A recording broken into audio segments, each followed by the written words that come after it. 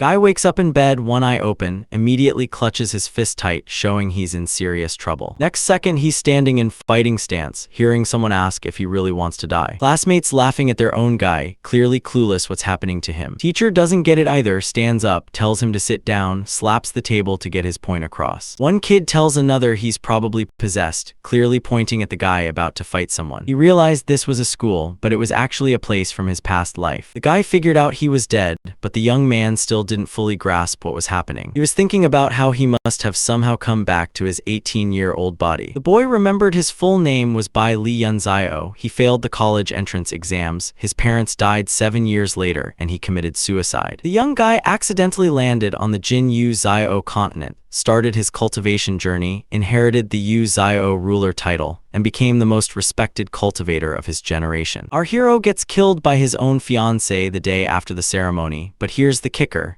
He somehow comes back to life 300 years earlier than he was supposed to. Smiling as he stares off into the distance, the guy figures it's actually for the best and can't help but feel happy about it. He decides to level up every day and climb to the very top of the world. When the bell rings, Bai Li Yunzio mentally notes that from this day on, his whole life is going to be completely different. Using his crutches, the kid struggles out of his desk and shuffles out of the classroom. Two friends behind him were whispering, one saying our crippled hero got unlucky, but the other insisted his leg problems were from an accident. Bai Li Yunzio didn't seem bothered by the conversation, instead thinking that this real accident actually changed everything for him. No big deal, the guy just needs a day to recover. The guy planning to leave school quick suddenly noticed a girl approaching. She yelled at him, asking why he was following her around, since they split up not long ago and he's still harassing her. He realized Lan Minjiao was actually his girlfriend, but she broke things off right after he got into a car accident. He told her to leave and get out of his way, but in his head he was thinking she wasn't worth it since she dumped him during his worst time. Blushing, the young lady didn't know what to say at first, but when he started walking away, she shouted for him to stop, but only to tell him she wasn't worth chasing and that he shouldn't go around telling everyone she was his friend. Still walking slowly, he calmly said if she was done, he wished her all the best. Bai Li Yunzio was staring at the beautiful sunset, thinking everything was working out for the best, and this situation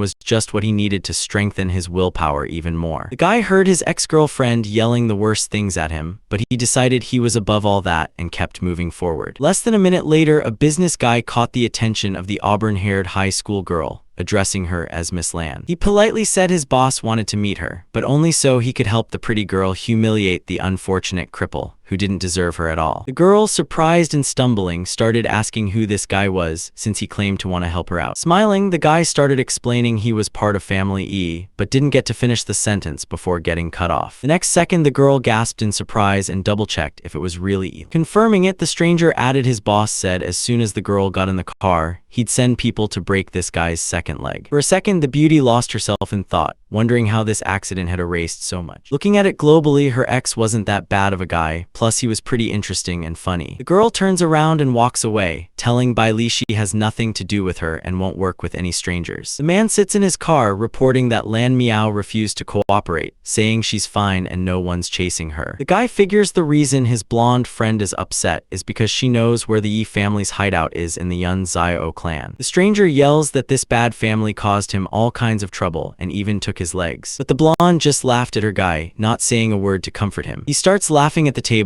but it's not real laughter, it's more like a breakdown. Still smirking, he asks the girl if the university entrance exams are really coming up soon. Suddenly, he starts remembering his past life when his dad opened a big transport company in Haiti and became super rich. But last year, one of Zio's drivers crashed into Elena's car, killing the guy inside, and he ended up crippled. After that, a tragedy hit their family, flipping everything for Bai Li Yuna forever. Out of nowhere, the guy gets hit by a car, forcing his parents to sell their empire. Dad knew the E family was out for revenge, but couldn't do a thing about it. Our hero was stuck in his room, thinking he had to start training fast to avoid repeating past mistakes. With his eyes closed and focused, the guy decided now was the time to kick off his training. Meditating, the young guy figured he needed to get 100 aura points quick for full healing. Bai Li realized the world he was in had spiritual kai, so filling him with healing energy wouldn't be a problem. The guy smiled, noting everything worked out even if it was too slow, but the palace's ruler would be back soon. A new school day started, students rushing to class even if they didn't really enjoy it. A stranger approached the hero, surprised he was still going to school after everything that happened. But Lee Yun wasn't fazed, calmly asking what they wanted. While the guy waited for a response, he realized this Manhua was a fan of Meow Meow, which meant he was closely tied to Yilin. As he got closer and pointed in a direction, the guy claimed there was someone waiting for our hero and hoped the guy would spare him a little time. Looking into the distance, Lee Yun didn't believe his eyes because the man in front of him had broken his leg during the university entrance exams, which caused his parents to suffer later. The guy remembered his name was Jin Kan, and this man was really strong because he trained in martial arts. He belonged to the Min Jin kingdom, and that was a big deal, especially for those who didn't even know what that meant. In China, all martial arts are divided into 4 kingdoms: Min Jin and Jin, Hua Jin, and Dan Jin. The Min Jin kingdom lets cultivators reach a power level of 136 kg. The guy realized he'd wasted enough time thinking and snapped at Li Minhao, calling him out for thinking he could start a conversation. He went ballistic and lunged at the hero, screaming the worst insults to show how mad he was. But Bai Li Yun didn't even flinch, he just slapped his opponent and walked away. After a moment's pause, the guy sneered at his bully and told him to turn around and leave. But the bully still couldn't calm down, clenching his teeth as he thought about how in just one night the young guy had become super strong and tough, seeming like Yuan had totally changed. Then doing a kickflip, Li Minhao finally out loud said how strong Bai Li Yuan was, comparing him to a real monster. Our hero knew the next hit was coming, so he threw it first to make sure the opponent wouldn't act so disrespectful again. Sitting on the ground, exhausted, Li Minhao sighed in disappointment, saying he didn't even realize how good the young guy was at fighting. Out of nowhere, Jin Kan approaches the hero and tells him if he really wants to die, he should go with him to the alley and talk like adults. While the guy listens to his opponent's insults, he's thinking to himself that if he can gather 100 aura points in his eyes, he'll dodge the brute's attack. Less than a minute later, the man asks the guy if he really wants to die and charges at him, slamming Bai Li Yun into his chest. Studying his enemy carefully, the hero channels a powerful energy stream at him, something he hadn't thought about recently. Lifting his foot, the guy figures if he can gather 500 aura points, he'll be able to kick with enough force. Before you could blink, the leg that had just been bent flew toward Jin Kan, sending him flying backward with force. The guy realized something was seriously wrong and started shouting and swearing, calling out that Bai Li Yun was out of control. But he knew he couldn't stop there, so he decided to keep fighting to show the guy who was really in charge. As he walked away, the guy was thinking to himself that he'd solved his problem with one punch, hinting at the big guy. The crowd watching the fight said this guy's name was Bai Li Yun Zio. Some of the onlookers didn't get how this guy, who'd just been crippled, managed to pull off the impossible, figuring he'd somehow recovered super fast. Some random girl watching from the sidelines was horrified by what was happening and wasn't planning to join the conversation. The guys hanging out in the courtyard started asking each other if the guy named Bai Li really used to do martial arts. Others noted he used to be the football team captain and his girlfriend was the school queen. But a year ago, a freak accident left him crippled, and everything changed. Jin Kan tried to get up and threaten our hero, but couldn't muster the strength or the focus. Bai Li Yun knew the guy was a jerk trying to scare him, but he wasn't worried because the guy couldn't actually do anything to him. The security guard showed up at the schoolyard and told everyone to go back to class and forget about what just happened. The bully figured the guy was weird and warned everyone to be careful around him. He might have just been faking his injuries and sickness, but he was secretly training for a surprise attack. Some random guys heard Jin Kan talking about the guy and told him to take him down or find someone else if he couldn't handle it alone. The thug didn't take the job, instead going straight to the boss to say he needed 7 days to finish his work, so the guy wouldn't be able to take the entrance exams. The man explained he'd hire as many pros as possible for help, but they'd need to be paid too. The boss spoke calmly, saying money wasn't an issue, but if the thug failed again, he'd make sure the thug didn't blame him for the harshness. Meanwhile, in the classroom, someone approached Bai Li Yun and asked if his leg had healed, noting he looked way better and more confident than before. Getting closer to the guy, the classmate asked again how he was doing, checking on his health and condition. Lu Dong was a good guy, and even though Bai Li Yun was lame, he didn't look down on him and treated him like a friend. The guys lived in the same neighborhood, so this kid kept taking our hero home, which Bai Li Yun really appreciated. Out of nowhere, a guy jumped on the desk and announced he was throwing a party to celebrate Bai Li Yun's recovery. Right then, Meow Meow slipped into the classroom silently, listening intently to what the classmate classmates were talking about. They were all arguing about where to go, some suggesting karaoke where you can sing and enjoy music, others insisting on a restaurant where you can just chat up. She stood there silently, unsure if she should jump in on the conversation or just listen to what the guys were talking about. She was glad her classmate came up with the idea for a party, because soon everyone would be graduating and going their separate ways. On the flip side, the pretty girl knew this was her chance to be around the guy, even if just for a little while. Unexpectedly, class representative Su Zhang spoke up, saying that since this was their last meeting, it would be a farewell party and also a celebration for their classmates' recovery. And everyone cheered excitedly about how awesome the idea was, with the whole class supporting it wholeheartedly. Evening at the club was packed with chatter, folks swapping stories about wild stuff happening at school. The guy asked the stranger if she remembered who braided her hair or who sewed her dress. Then he recalled how he nervously asked a pretty girl for a piece of eraser, scared she'd say no. Hearing all this, our guy was sad, like he was taking it all personally, remembering something private that's been bugging him. Slamming his glass down, the guy made it clear he was super mad and didn't belong in this place. He heard his friend's final words as he left the place, saying they'd changed forever since everything had turned upside down. Bai Li Yun walked down the hallway thinking back on how all those past years had been amazing. So amazing he couldn't even remember them clearly. Meow Meow stood up abruptly and walked out of the room just like her friend had minutes earlier. The girl saw the guy walking down the hallway, clearly heading out of the building and disappearing somewhere. Before she could close the door, Meow Meow heard her friends shouting at her, saying he wasn't needed while he was sick, but now that he was better, she was going to chase him down. The girl yells at her friend to make sure he doesn't misunderstand her,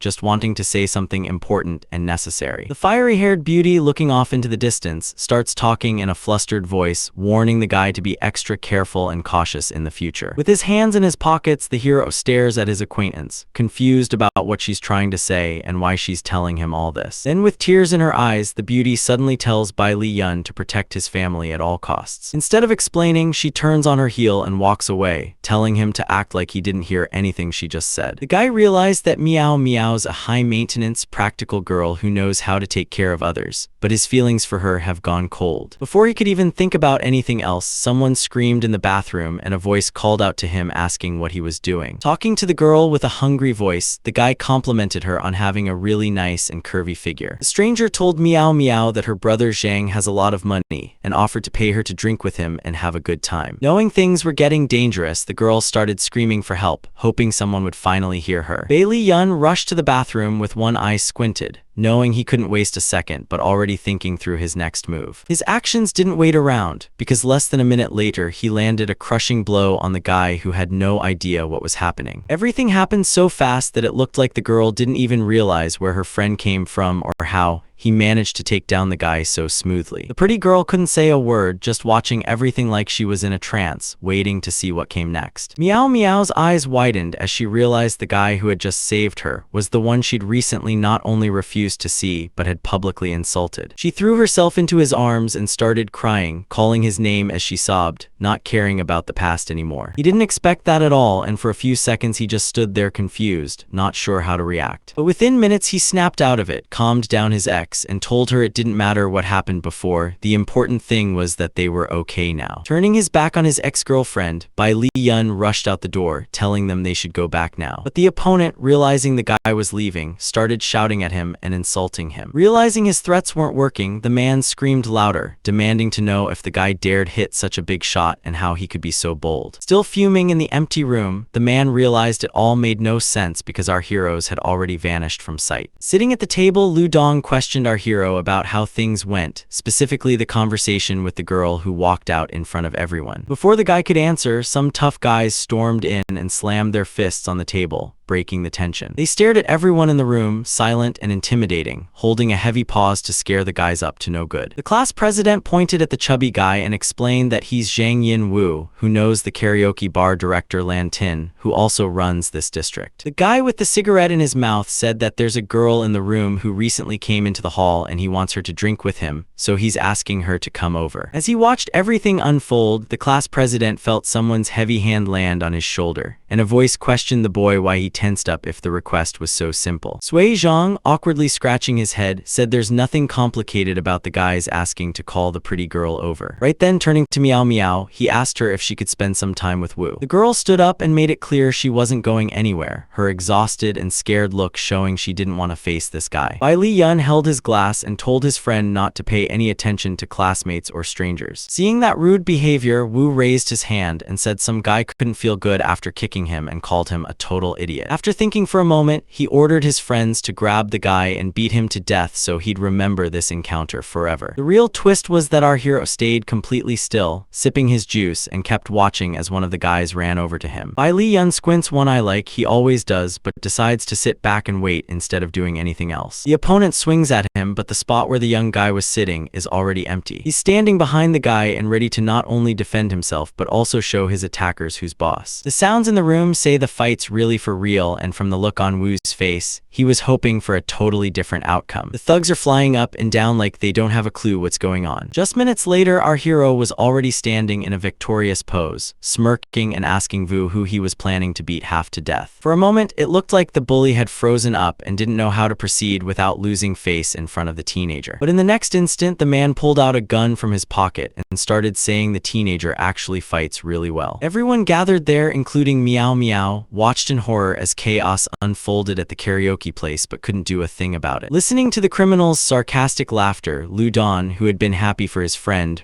realized the guy could end up not just crippled but killed. But it seemed like everyone else was worried except our hero, who turned to Wu and asked who would be faster if he actually decided to shoot. The guy glared at his attacker and warned that he only had one chance, and after that he'd just die. Meanwhile, the other guy was thinking that in front of him was just a high schooler, and shooting him wouldn't help even with his cousin. Still squinting, the guy asked the man what was wrong, then told him that if he still couldn't decide, the best move was to drop his weapon on the floor. Less than a minute later, Bai Li Yun screamed at Wu, locking eyes with him, telling him to kneel down. He starts realizing something's wrong because of the guy's commanding tone and intense gaze. A few minutes later, the gun was already on the floor. The real twist was the bully sitting on his knees, head bowed, too scared to say or do anything. In a calmer tone, the guy told his classmates the party's over and they should leave. Before he could finish, someone snapped at Zhang Yinwu in a serious tone. The guy didn't know who was talking to him, so he stood up and turned around to check it out. The businessman asked Wu how dare he swing his weapon, like he was done living. Our hero, who'd been watching the whole conversation, still didn't get who the new guy in the room was. The gentleman coldly noted that Wu not only hurt his men but also made his brother kneel, ignoring how he grabbed his leg begging for mercy. Bai Li Yun just stood there watching, not sure how to act but deciding not to get involved just yet. Next thing you know, the stranger turns to his assistant, who's named Hai Long. But he didn't need to explain anything else because he told our hero he'd give him 3 hits before the fight even started. The guy figured his new opponent was at the Min Jing level but still stronger than Jin Kan, and if he used spiritual energy, this guy wouldn't be a problem. Gathering his courage, the young guy told the bully to go first, knowing he could handle the hit. The man clearly didn't know our hero, coughed like he realized the kid had no chance. He smirks and calls the guy a kid, then rips off his cloak in one swift motion. He speeds up and tells Bai Li Yun not to be so confident because it's gonna backfire. The guy doesn't notice the bully charging at him super fast. The man throws everything he's got into a punch, aiming to knock his opponent out. Our hero knows it's gonna be tough, but he's got his act together and knows exactly what to expect. He covered his face with his hand, thinking the punch wasn't too bad, but luckily his reflexes were way faster than he expected. While the opponent closed in threatening him, the guy figured he needed to gather spiritual energy and wait for the perfect moment to deliver his ultimate move. Less than a minute later, Hai Long tried to hit the guy again, but faced super strong resistance. Bracing himself with his chest out, the guy clearly wasn't about to back down, showing his opponent he wasn't as simple as he looked. Less than a minute had passed and the opponent already mentioned he was in trouble, though he didn't specify exactly what he meant. Everyone knew the ball was in their classmates' court, and he figured he'd make sure the bully had no way to escape. Bai Li Yun kept pushing the guy, knowing that focusing all his spiritual energy in one spot would finally give him the win he'd been waiting for. As the crowd watched the bully get hit again and again, they heard weird sounds and a strange crunch, showing the guy was definitely taking control of the fight. Less than a minute later, Hai Long shot into the air, not from a jump but from the kid's punch that he'd once looked down on. The mysterious man in the business suit stared in horror, realizing he'd never expected to see something like this. One of his top guys, the one he bet on, Yan, was standing there with his teeth knocked out screaming in terror. The boss knew the fight was about to end and the winner would definitely not be his guy but the kid who showed insane results. And that was true because less than a minute later, the man walked up to his guy and asked him how it could happen that he messed up. Knowing there was no answer, the stranger turned to Bai Lei, apologized, and told the kid he could come to his club anytime for free. As he walked out the door, the kid said he hopes the boss will train his subordinates better in the future and told his friends to follow him. As he walked out of the club, one guy said the hero was crazy strong and brave for standing up to a guy to protect a girl. Another guy noted the guy didn't back down and fought 7 guys alone, and they couldn't even land a hit. A third guy, seeing the dead silence of the night, suggested everyone just go home after everything. Only Lu Dan, following Bai Li Yun, was thinking about how his friend had gotten so strong and asked for help to become just as tough. The young guy, lost in thought, realized his friend wasn't so bad and would help him in the future, but he also worried about filling his spiritual energy, especially if a strong enemy showed up, it'd be a big problem. Our hero knew he had to find a place with lots of energy fast to boost his cultivation, and out loud he said he'd definitely teach Lu Duan after the entrance exams. A few hours later, the guy was sitting on Sam Lam Park Hill, though in reality, it was actually the Dragon's Eye Lake. The guy figured this place had awesome spiritual energy, so it was totally perfect for him. A few hours later, the guy screamed so loud it scared all the local birds into flying off in every direction. Talking to himself, the guy realized he'd finally broken through the spirit realm. He heard dry branches crunching nearby, someone definitely walking on them. Bai Li Yun realized someone was approaching, so he figured one day of training was enough, especially since he'd made great progress. As he walked away, the guy heard someone shout after him, telling the boy to slow down and pause for a moment. The blonde stranger scowled at her grandfather, pointing out he was running too fast and asking if he'd found the guy. The man stayed silent but thought to himself that the boy's energy was on par with Jing, while the girl's was at Min Jing level. Middle-aged man asks the guy if he saw anyone shouting around here recently. Our guy calmly says he didn't hear nothing weird or see anything strange. Next thing you know, a blonde interrupts the conversation asking what the guy's doing in these parts. She points out that not everyone can get to the back of the manor, but the guy doesn't get why that's a big deal. As the guy turns away and starts walking off, the man yells after him that his granddaughter was really rude, so he shouldn't pay her any mind. When the guy called the old man a geezer, the girl lost it and started asking how dare he insult an elderly person. The hot chick went into a fighting stance and yelled that the guy was in for it because she was gonna beat him up bad. The guy stayed still as the woman's foot lifted up ready to land a serious punch. Less than a minute later, there was a heavy thud, but it wasn't what the stranger was hoping for. She stopped and looked down at her opponent with a sneer but kept her mouth shut. The pretty girl hesitated a second, spun around, and aimed to deliver a crushing blow to the guy she didn't like. Then things went sideways when the guy grabbed her ankle real hard. Realizing things had gone too far, the man screamed at our hero to stop. But while holding the blonde, the guy told the old man to back off and disappear. But the stranger didn't hear him because he ran toward where his granddaughter was. Sitting by the riverbank, the girl didn't know what to say or do, like she was completely lost. Now the old man started talking, saying that Bai Li Yun went too far and that was an unacceptable move. Smirking, the guy questioned why he thought that, knowing he could take care of this guy too. The man saw the kid was still young but way too harsh, so he needed to teach him a lesson. Again, our hero coldly said the old man talked too much and should just hit him. The stranger rushing forward told the guy to get ready for the best and right guidance. But the guy wasn't scared at all, saying it was time to start the fight he was fully prepared for. Less than a minute later, the fight started. The man hit the young guy hard, but the guy managed to block it. Clenching his fist, Bai Li knew the fight wasn't going to be easy, but he was definitely going to put up a good fight. It looked like the hero and his opponent were evenly matched, with one throwing punches and the other blocking them. The fight kept going, and both sides wanted to show off their skills and professionalism. The guy, who was clearly strong and tough, did everything he could to unbalance the guy and make him use up his energy. But the young guy knew that too, pumping energy into his right hand to make every new punch way stronger than the last. Even as time passed, nothing major changed, and it was hard to tell who was going to win. The stranger looked into the hero's eyes and thought to himself how the young kid was holding up against his full power. He kept pushing forward without slowing down, not wanting to lose focus or give the opponent any opening they needed. At one point, their hands clashed. The old man clenched his fist and swung with all his strength, while the guy used every bit of his energy to block the punch. The impact sent both of them flying apart across a significant distance. The experienced stranger realized something was wrong. Turns out he'd never seen anything like this before. Bai Li Yun, hitting the tree, also realized he was facing an unusual old man, a guy who knew a lot and was really skilled. The guy refused to back down, smacked the tree with his hand, and watched it splinter into pieces to scare his opponent and show off his power. The man studied the boy's eyes again and said he really gets what martial arts are about and how to focus energy. The guy took it as a compliment, smiled, and agreed it was exactly what he knew. The blonde approached the old man, asked if he was okay, and if he needed help. The stranger bowed to our hero, finally introduced himself as Ihuko, and hoped the boy wouldn't be mad anymore and would see the whole thing as part of their getting to know each other. The old man looked the stunned guy straight in the eye and asked him to forgive his granddaughter, Yi Xin Wang, and himself for their rude behavior. It looked like something had caught our hero's attention, so he asked the man if they really were part of the Yi family. When he heard the question, Yi Huko noted to himself that the guy's eyes had turned sad when he introduced himself,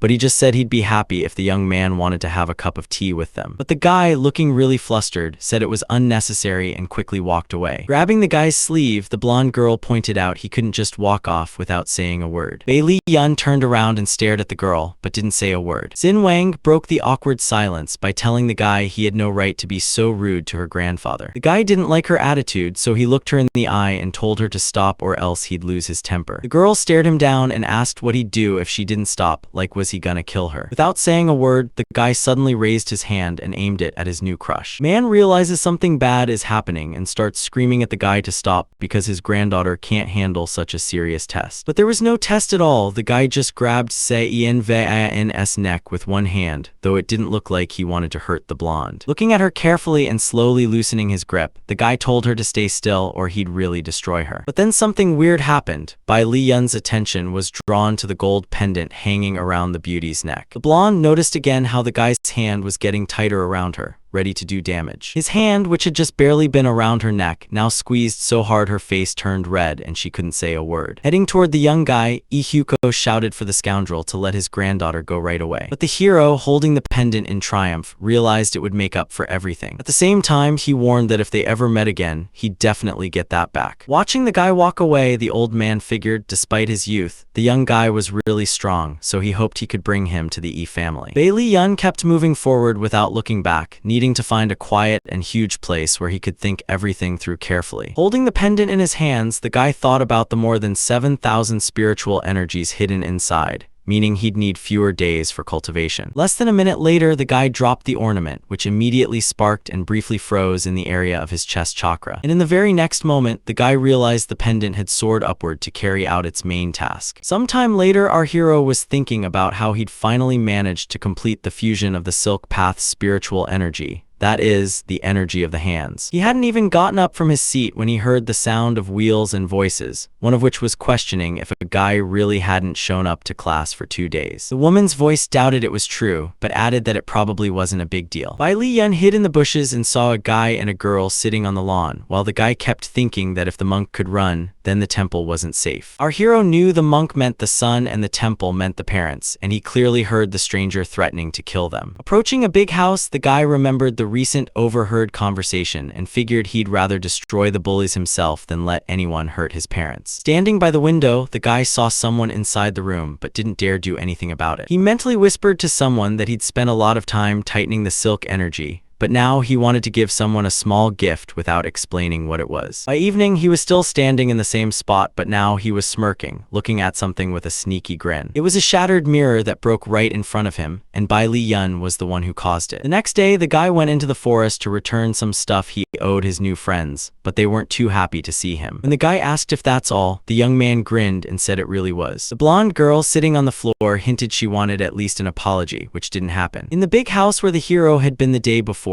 shouts echoed as family members rushed into the room to find the young guy unconscious on the bed. One of the men stared in horror at the kid, not getting what had happened. He lay on the bed looking satisfied but seemed either out of it or like he'd been drinking. But something was definitely wrong. One of the gathered folks gets up close to check Elin's pulse to make sure he's still breathing. But when the guy pulls her hand and says with fear that unfortunately this guy is dead, the old man wants to know the details, so he asks the girl sitting there who's crying loudly. Sitting with her knees pulled up and still sobbing, the stranger says she'd love to figure out what happened too. Clawing at her own hand with nails and trembling voice, the beauty explains that everything was fine with him just yesterday. She finished shouting and realized she'd only heard the glass shatter. Then the guy just collapsed unconscious. The old man kept staring at the poor guy like he couldn't believe his eyes. But in the next minute, he shifted his gaze to the broken glass at the other end of the room to confirm the girl's words. Ihyuko, turning his head, was terrified, thinking that his relative was probably killed by the combat practice. But there was one catch: using the weapon from outside required being at the level of a Zunshi, and Ihyuko didn't get how Lin could anger such a dangerous person. So he asked the girl again if she knew anyone the guy had been fighting with lately. While still crying, the beauty said the feud was only with Bai Li Yun, and by the way, Lin sent someone to kill him. Pausing for a moment, she added that the guy had gotten really strong and remembered she had his photo. Looking at the photo, Chin Wan wondered why exactly the guy was the problem. The old man thought the guy's teacher might be someone at the Zunshi level, but he also realized they had angered Bai Li Yun, who took revenge by killing his grandson. The guy still didn't get why the kid didn't want any connection to his family. He told everyone present not to ever mention this incident again. Looking at the confused faces, the clan leader kept insisting everyone spread the news that his grandkid died of a heart attack. Some dude, addressing the old man like a dad,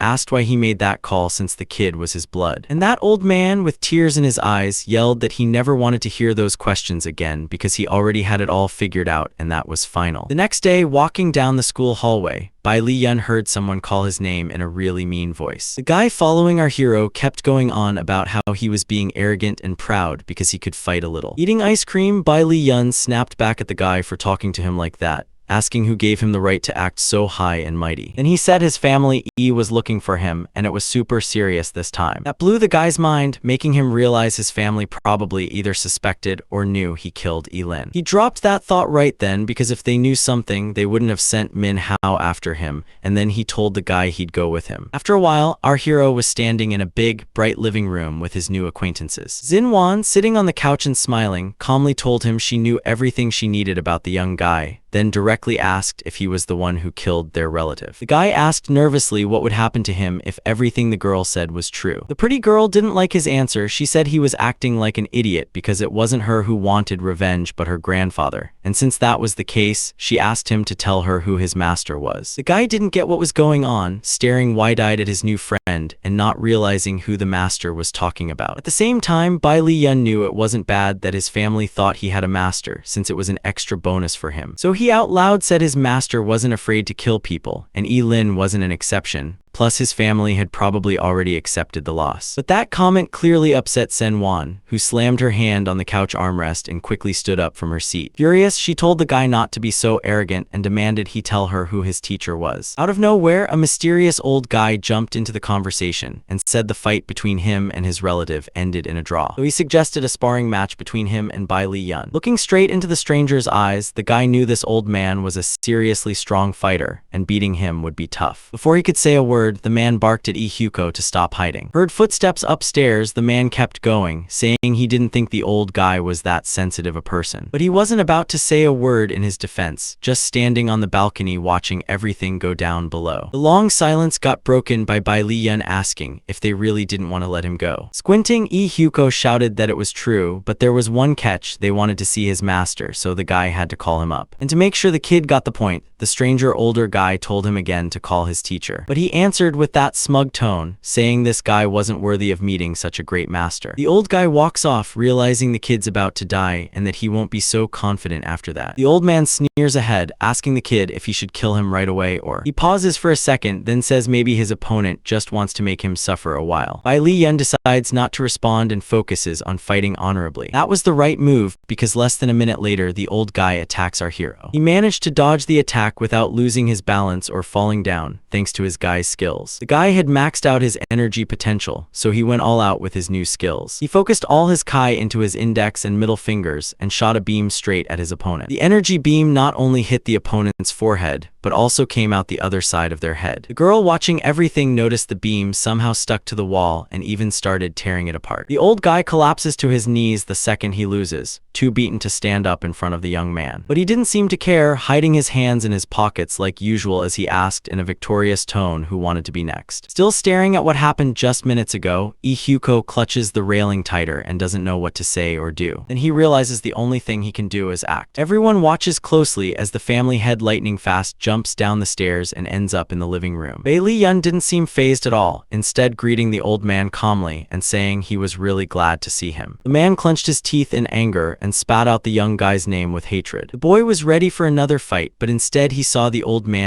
bowing and apologizing on behalf of his whole family. The man was hitting his head against the floor and telling the guy he could say whatever he wanted since Ihyuko was completely under his control. In his head, the man was thinking he didn't expect the boy's master to be Huijing himself, and if not for Elin's death, their family would have been destroyed already. Our hero was scared of the kingdom of Huijing because his eyes couldn't keep up with everything happening and he'd already be dead if he hadn't used spiritual energy. He decided to say out loud that he really did plan to destroy the whole family, but now that the old man begged, he'd stop fighting them. Ihyuko kept ranting that from now on he'd make sure no one messed with the guy except him, and every year his family would pay him 5 million as a sign of respect. Handing over his phone, the old man asked the hero to save his number because tomorrow the guy would meet him and they'd transfer the needed money. Bai Liyan knew the Silk Road was behind him, and if people knew about it, they'd definitely fight him, but for now, let it be as it is. He turns his back on everyone with a smug look and says he'll let them off easy this time because they seem sincere enough. And he warns them never to get close to his parents again. He also says he'll make the E family take responsibility if they run into any problems. He repeats it one more time, and after hearing that,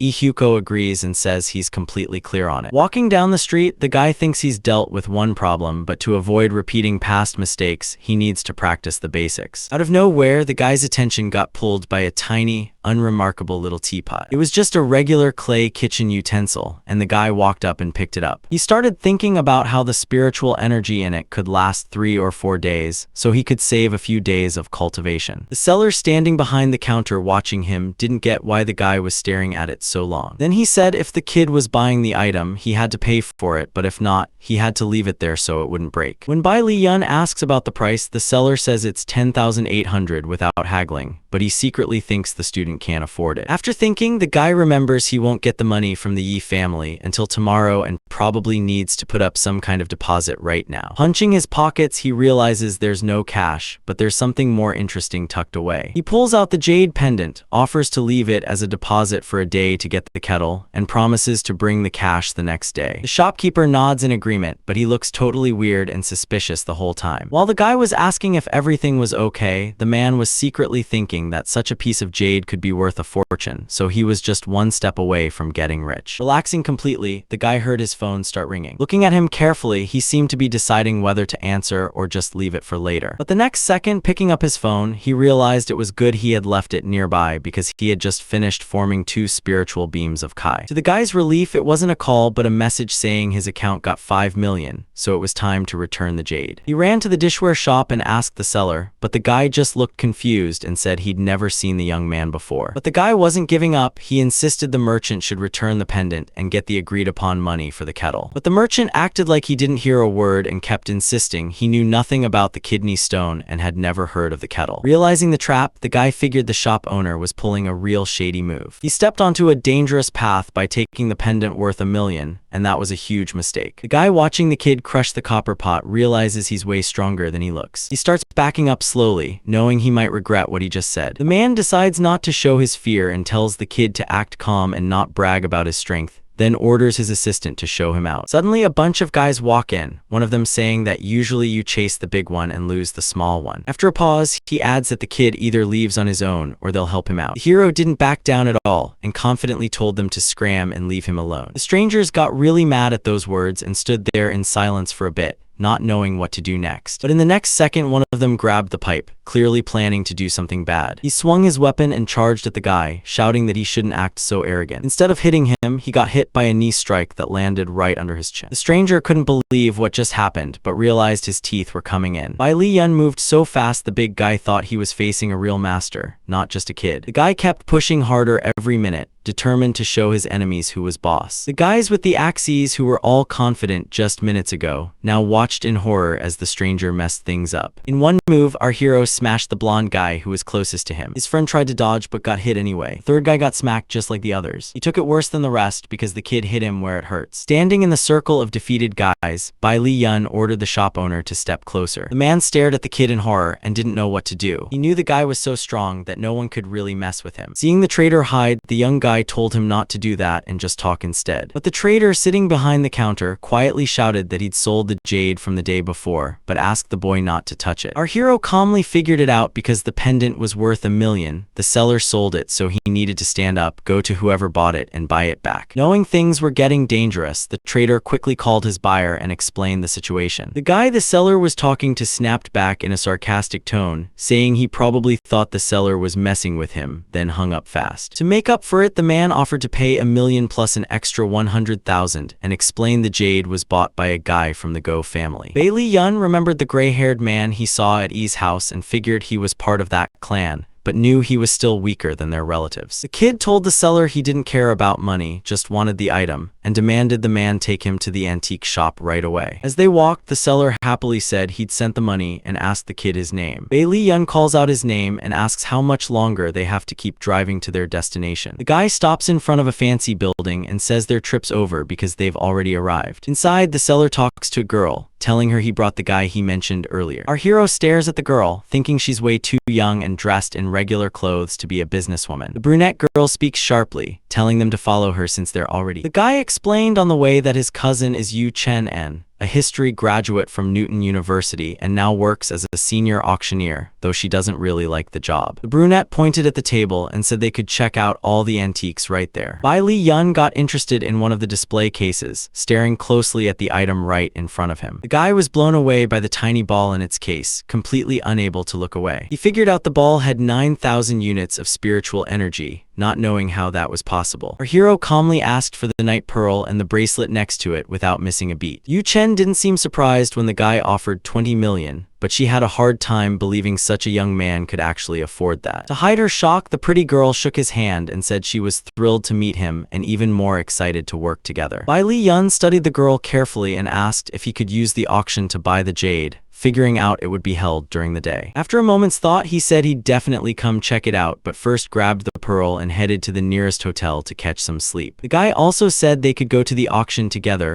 once they got approval from their conversation partners. A few hours later, the event was in full swing, with bids ranging from 15 million to 20 million. Just when it looked like the tension had hit its peak, a stranger stood up and offered 21 million for the jade. But in the next moment, our hero raised his hand to bid 21 million and 10,000. Within minutes, the event host girl congratulated the young guy on his great purchase. Bai Li Yun was celebrating his successful purchase of 2 precious stones with his friends when he realized he needed to touch them first to check their quality and effectiveness. The next second, the guy slowly but confidently walked toward the scene where the jewelry was displayed. He picked up one of the stones and heard the girl say he had to pay for it first before he could take it. But it looked like he didn't hear her at all, totally focused on the energy coming from the stone. It seemed like he was soaking up that power, which was growing stronger by the minute. Bai Li Yun put the stone back in the box and coolly told everyone he didn't need these anymore. The girl snapped that the guy couldn't afford the jade, but knew the Feng Kui wouldn't just let him go. But our hero wasn't fazed and asked if they really wanted him to buy those stones. A few seconds later, footsteps echoed down the hallway as someone told the guy everyone could witness him agreeing to the sale, and the deal was done. So now there's no way out since it's against the rules, so the guy has to pay for what he bought. Bai Li Yun realized the prices were way too high, and figured it wasn't fair to scam a regular high school kid like him. Knowing the guy was a minor, the young man told him to scram fast because Feng Kui didn't want to see him anymore. Our hero smirked and asked if that guy really thought he was supposed to obey him. The guy snapped back that he'd given the guy a chance to leave, but the kid refused, so they're taking him away. Less than a minute later, guys in uniform surrounded the kid, clearly planning something bad. But it didn't happen because a female voice ordered everyone to stop. It was Yu Chen En who crossed her arms and watched everyone carefully. The guy didn't get what she was doing, but the beauty said she'd soon meet the boss Jin, and if he told her brother to pay, she'd personally buy the jade. Realizing things had gone too far, the guy started backing away, saying not to report this to the boss because if the guy was her brother, he'd be let go immediately. Looking at her conversation partner, Yu Chen did him a favor and said the problem was settled. She grabbed Bai Ryun's hand and pulled him away, telling the guy they needed to get out of there. The guy didn't like that treatment. He yelled and asked the girl to let go of his hand, but she acted like she didn't hear him and kept walking. The young guy watched them run, not sure what to do next. One of the guards broke the silence, telling the boss the guy had been standing there quietly for 10 minutes while all sorts of guests laughed at them. The people in the room exchanged glances and started talking loudly, pointing at the stage. Everyone heard a loud crash as a glass was crushed in the guy's hand. The man on stage was screaming that some kid had embarrassed him in front of everyone, and he'd have given that kid a good beating if not for the girl. Meanwhile, in another room, a stranger was happily greeting Chen En, saying he hadn't seen her in a while. The brunette, addressing the man as Boss Jin, introduced her teammates as brothers and said she'd invited them to broaden their horizons. Still smiling, the boss asked the girl to come with him because he wanted to introduce her to new people who really wanted to meet her, since she's a top expert. The merchant standing next to our hero noticed that the Jin family's financial power could rival families like Yi and Suyin. Less than a minute later, the guys were already standing in front of the display case with a painting of a fisherman. While the companion asked Bai Li Yun if he knew what the painting was, the guy was thinking about how it only had 100 units of spiritual energy. Squinting a bit, the guy figured he couldn't afford to lose any time, so he should probably boost his energy flow a little. Then he asked Van if the price of this masterpiece could reach 10 million if he did the same thing as before. No one answered, but the fiery-haired girl shouted back, yelling at the guy for taking himself too seriously and making such bold claims.